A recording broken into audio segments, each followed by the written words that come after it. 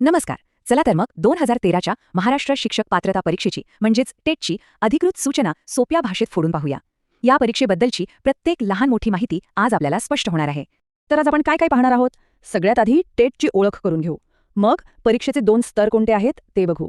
त्यानंतर पेपर 1 आणि पेपर 2 याबद्दल सगळी माहिती घेऊ. आणि शेवटी भाषा, फी आणि इतर महत्त्वाचे नियम समजून घेऊ. चला मग अगदी सुरुवातीपासून सुरुवात करूया.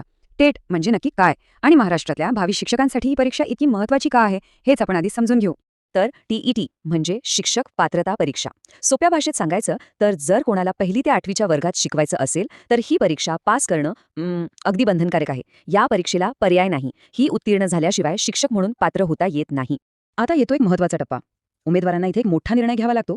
तो म्हणजे परीक्षेचे जे 2 स्तर आहेत त्यापैकी कोणता निवडायचा. कारण याच निर्णयावर त्यांच्या करिअरची पुढची दिशा ठरणार आहे. हे बघा, इथे 2 वेगवेगळे मार्ग आहेत. अगदी स्पष्ट. पेपर 1 आहे तो प्राथमिक वर्गांसाठी म्हणजे 1ली ते 5वीच्या शिक्षकांसाठी. आणि पेपर 2 तो आहे उच्च प्राथमिक म्हणजेच 6वी ते 8वीच्या शिक्षकांसाठी. आणि हो, एक गोष्ट आहे, जर कोणाला वाटत असेल की दोन्ही स्तरांवर शिकवायचे तर त्यांच्यासाठी दोन्ही पेपर देण्याचा पर्याय सुद्धा उपलब्ध आहे. ठीक आहे, चला आता आपण पेपर 1च्या खोलात जाऊया. हा पेपर खास त्या लोकांसाठी आहे ज्यांना 1ली ते 5वीच्या मुलांना शिकवायचं आहे. तर बघा, याची रचना एकदम सरळ आहे. एकूण 5 विषय आणि सगळेच्या सगळे कंपल्सरी आहेत.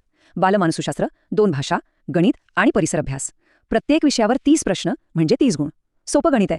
एकूण झाले 150 प्रश्न 150 गुणांसाठी. आणि यासाठी वेळ मिळणार आहे 2.5 तास. आता अभ्यासक्रमाबद्दल बोलूया. बालमानसशास्त्र इथे 6 ते 11 वयोगटावर फोकस आहे. म्हणजे फक्त थिअरी नाही तर वर्गात विशेष गरजा असलेल्या मुलांसोबत कसं वागायचं, शिकवण्याच्या पद्धती काय असाव्यात हे सगळं यात येतं.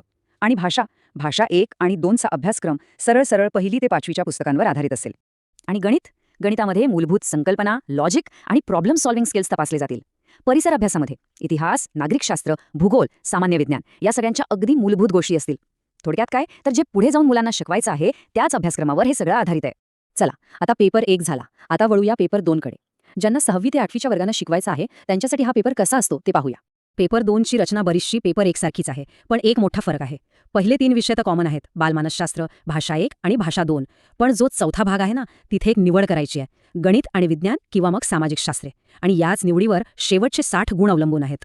इथल्या कॉमन विषयांबद्दल बोलायचं झालं तर बालमानसशास्त्राचा फोकस बदलतो. आता तो 11 ते 14 वयोगटावर येतो म्हणजे किशोरवयीन मुलांवर. आणि यासाठी डीएड आणि बीएड दोन्ही अभ्यासक्रमांचा आधार घेतला जातो. भाषा 1 आणि 2चा अभ्यासक्रम सुद्धा आता 6वी ते 8वीच्या लेवलचा असतो. तर मग प्रश्न येतो, कोणता विषय गट निवडायचा, गणित आणि विज्ञान की सामाजिक शास्त्रे? हा निर्णय खूप महत्त्वाचा आहे, कारण उमेदवाराच्या स्पेशलायझेशननुसारच त्याला हा गट निवडावा लागतो. आणि हे जे 60 गुण आहेत ते विभागले कसे जातात? जर गणित आणि विज्ञान गट निवडला तर गणिताला 30 आणि विज्ञानाला 30 गुण. आणि जर सामाजिक शास्त्रे निवडली तर पूर्ण 60 गुण इतिहास, भूगोल आणि नागरिकशास्त्र या विषयांसाठी असतील. पुन्हा एकदा अभ्यासक्रम 6वी ते 8वीच्या पुस्तकांवरच आधारित आहे. चला आता जरा प्रॅक्टिकल गोष्टींबद्दल बोलूया. म्हणजे परीक्षेची भाषा कोणती निवडता येते, माध्यम कोणतं आणि फी किती आहे हे सगळं पाहूया. तर बघा, इथे 3 माध्यमं आहेत, मराठी, उर्दू आणि इंग्रजी. यापैकी कोणत्याही एका माध्यमातून परीक्षा देता येते. आणि भाषा 1 व भाषा 2 साठी काय काय कॉम्बिनेशन्स उपलब्ध आहेत ते या तक्त्यात स्पष्ट दिसतंय. आता फी बद्दल ही उमेदवाराच्या कॅटेगरीवर अवलंबून आहे. म्हणजे सर्वसाधारण प्रवर्ग आणि SC ST अपंग प्रवर्ग यांच्यासाठी फी वेगवेगळी आहे. तसंच उमेदवार फक्त एक पेपर देणार आहे की दोन्ही यावरही फी अवलंबून आहे. सगळे दर इथे स्पष्टपणे दिलेले आहेत. आणि सगळ्यात महत्त्वाची गोष्ट, परीक्षेची तारीख. ही तारीख सगळ्यांनी लक्षात ठेवावी. 15 डिसेंबर 2013 ही आहे परीक्षेची तारीख. चला तर मग एकदा पटकन सगळं रिवाईज करूया. महत्त्वाचे मुद्दे काय आहेत?